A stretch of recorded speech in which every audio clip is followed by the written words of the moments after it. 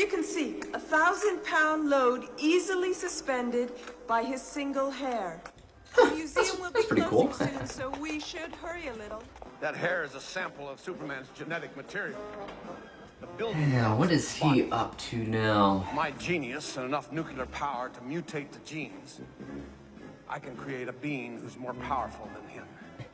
I mean, if it's strong enough to hold that much weight, I'm pretty sure you can't cut it. I mean, how dumb do you have to be?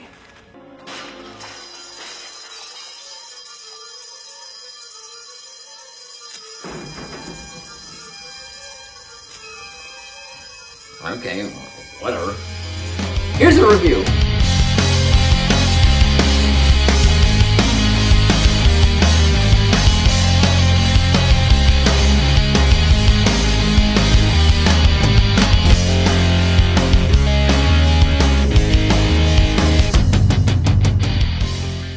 Hey, what's up and welcome back to Interpreting the Stars, where today I am joined once again by Mike from the Z Review to discuss the final Superman film starring Christopher Reeve. It's Superman 4, The Quest for Peace.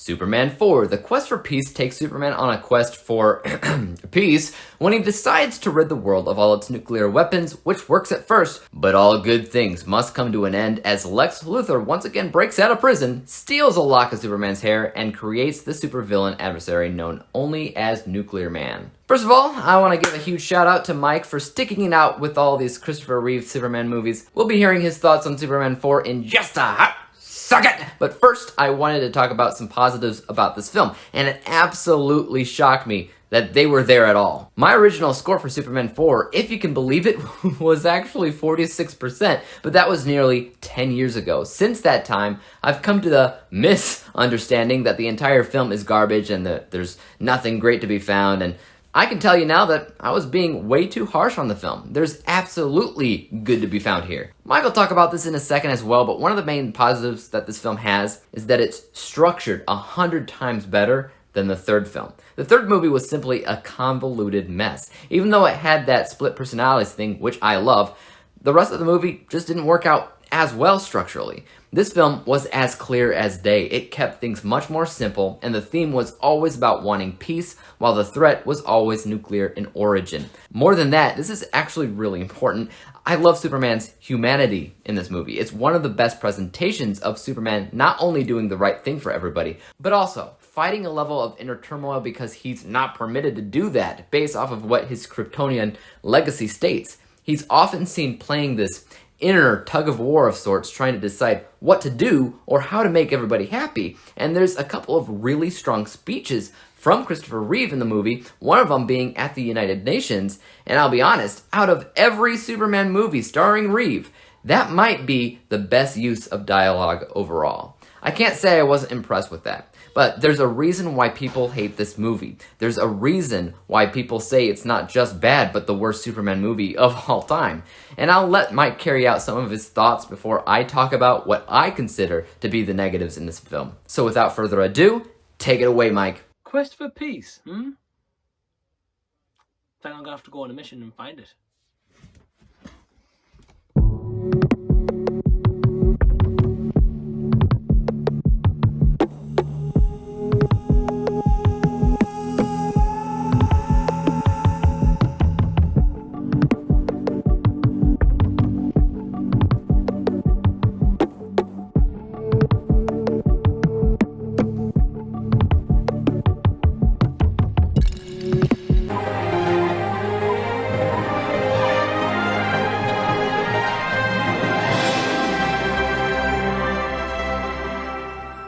Going on, guys, it's Mike once again from the Z Review, and thank you to Dave from Interpreting the Stars so much for having me on this awesome Superman quadrilogy series he created on this channel maybe about a month and a half, 2 months ago now, but it's been a wild ride. I've really enjoyed these movies, and we've finally made it to number 4, Superman, The Quest for Peace. So with this Superman movie, it's the final outing for our protagonist Christopher Reeves as Clark Kent / Superman.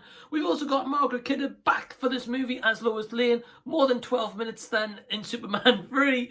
We've also got Gene Hackman returning to the role as Lex Luthor, with additions of John Cryer and Mark Pillow. But once again, this movie is directed by Richard Lister. Essentially, the plot of this movie is the world is possibly going to be having a war with all these nuclear weapons, and Superman decides to get rid of the nuclear weapons. However, Gene Hackman's character Lex Luthor decides, actually, let's not get rid of the nuclear weapons and let's actually create Nuclear Man. So after watching number 3 and discussing that and kind of ranting on Dave's channel, apologies for that, Dave and viewers, when it came to Superman 4, I've heard a lot about this movie and a lot of people have given this a lot of grief, seeing that it's the worst one in the franchise. It's actually scored the lowest on, say, IMDb. But being honest with you guys, I actually checked this one out tonight and I actually quite enjoyed this movie.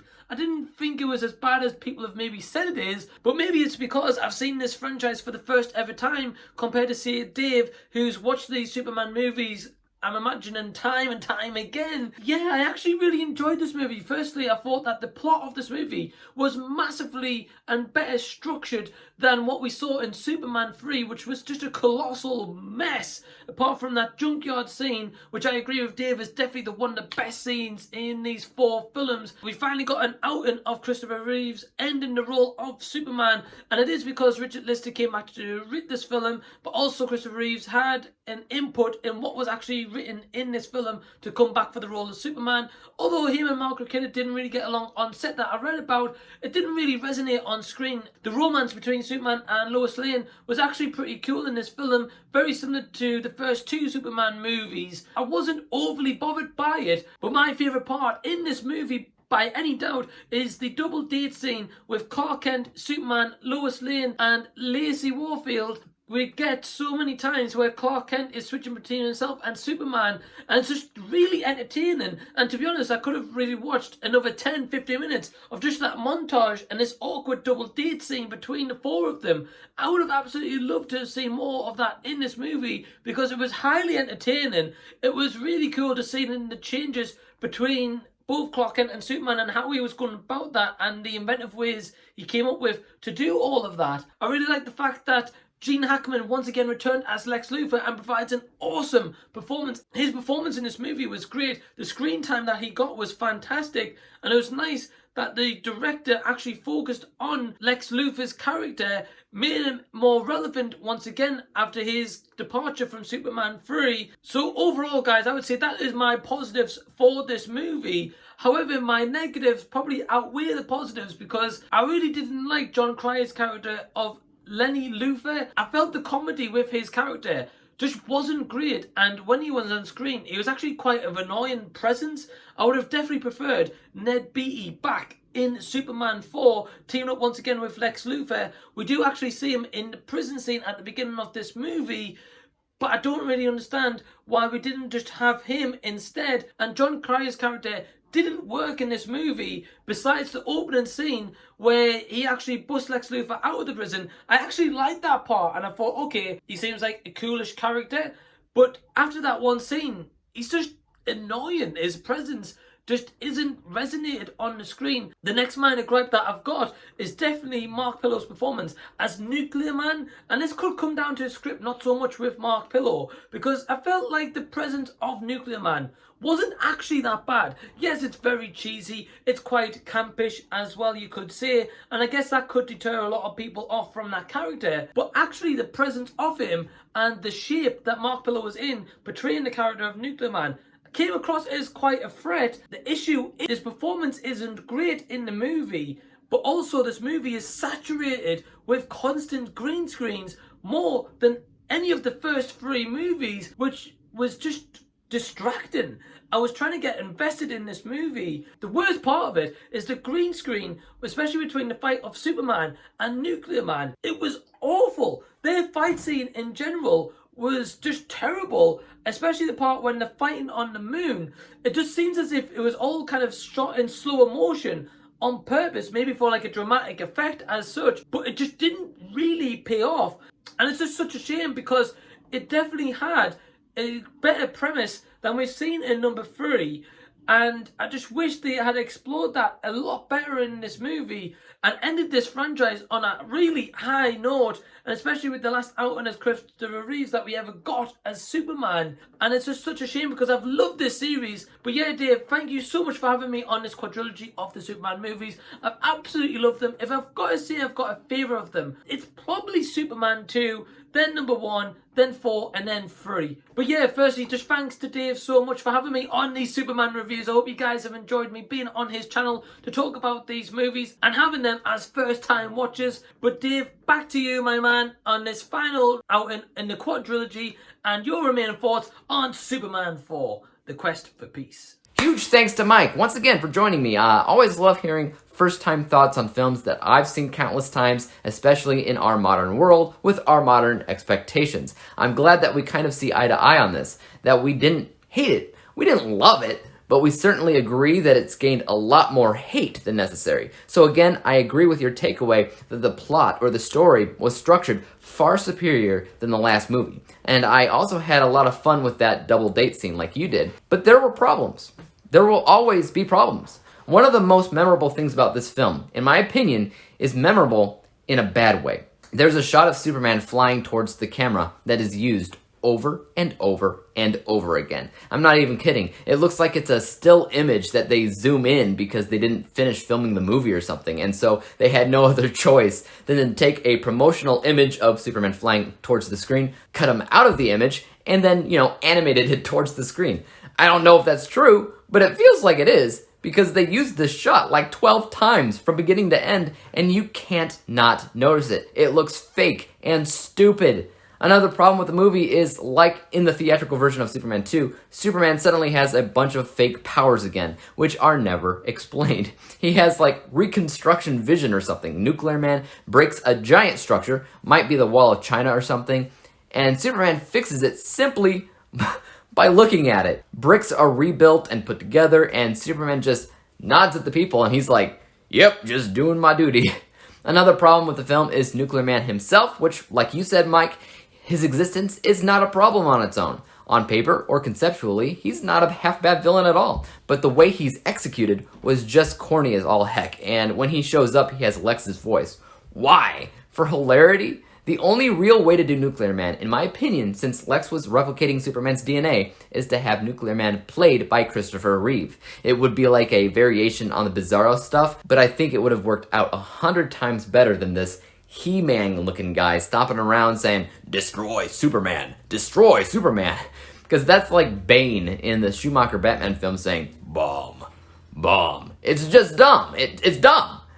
Finally, I wanted to touch base on what you mentioned about John Cryer, Mike. He definitely is an annoying sidekick character, and I didn't like him one bit. But it was interesting to see him in the film as a Luthor, no less, because he plays Lex Luthor in the CW series right now. So that was more of a kind of a fun factoid for me, since I actually didn't remember that. So like I said, people hate this movie for good reason, but I will be the first to admit that it's not as bad as people think it is. It's just the bad outshines the good. And those are the things that you'll likely remember more so than those hidden gem moments of the film that I honestly respect and admire, like Superman's humanity, Lex's return, John Williams' music, which came back. It was somebody else for the third film altogether, and I thought that musical score was just kind of forgettable, but I liked it again in the fourth film. I don't know, I think people do need to revisit the film for sure. It's better than you think it is. It's not perfect, but it is better. Let's go ahead and talk about my final score for a second. Taking a look at my unbiased score, this actually impresses me, and I'll try my best to explain why. Yeah, the green screen stuff looks absolutely and noticeably atrocious in the film at times, but I think that actually might be my only technical issue. Everything else was business as usual, and I thought the character development for Superman himself was especially unique in this film. The speeches he gives about right and wrong while he tries to unify the world, that makes the film a lot more deep than some of the others. The much more intact narrative, the fact that all of these characters seem to play an important role into the direction of the plot, that all contributes to my technical score, meaning that the technical score here, it's not bad at all at 74%. But when it comes down to my bias score, like I said, that's where this film kind of sucks. You can't not notice those flaws it runs into. You can't. It will affect your experience, and that experience is not going to be all that great because of it. My bias score is 60%, and when we average out the two scores together, we come to the final rating of 67%, 67 out of 100 possible stars, or a D letter grade, which means, you guessed it, it doesn't fail, it passes. Not by much, but it passes. If you can remember how I scored all of these movies, it's actually really simple. Each one got a little bit worse than the last. So I scored the first one 90%, the second theatrical film 78%, the Donner Cut 70%, Superman 3 69%, and this one 67%. So my ranking is 1, 2, 2.5, 3, and 4, which makes things a lot more easier, but our rankings definitely differ a little bit, Mike. That being said, I do appreciate you sticking around, and I hope you will join me again for Superman Returns soon. As for YouTube, guys, do tell me your thoughts on Superman 4 in the comments down below. Is it as bad as people say it is, or can you actually find the good there? Also, don't forget to hit that like, subscribe button, and bell to be notified when I come out with my next review. And until then, peace out! Dave examines movies we just watch for fun. Davey is the expert, he is the #1 critic that I go to when I need a movie pick. Thanks for joining up with